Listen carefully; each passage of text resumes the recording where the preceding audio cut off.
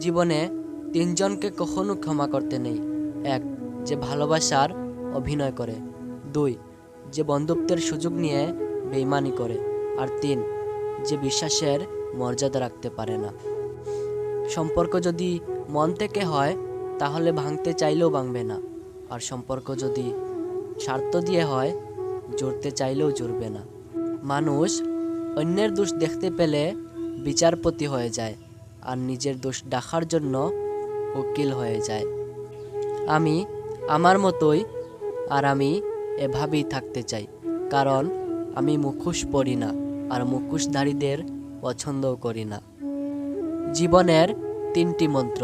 অতি আনন্দে কাউকে কথা দিও না, রাগের সময় উত্তর দিও না, দুঃখের সময় নির্ণয় করো না। ধীরে বলো, শান্তি পাবে।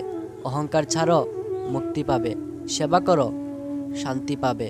বিচার করো, জ্ঞান মিলবে। এখনকার দিনে একলা থাকা অভ্যাসটা খুব দরকারি, কারণ কেউ কারো নয়। একটা সময় হারিয়ে যায় অনেকটা সময়ের মাঝে। একটা সম্পর্ক হারিয়ে যায় একটা কথার বলে। একটা মন ভেঙে যায় ছোট্ট অপমানে।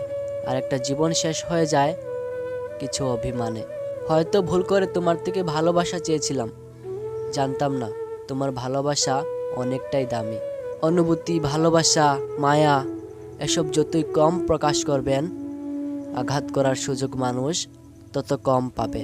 কাউকে ক্ষমা করা সত্যি একটা মহৎ গুণ, তবে একই মানুষকে বারবার ক্ষমা করা বোকামি।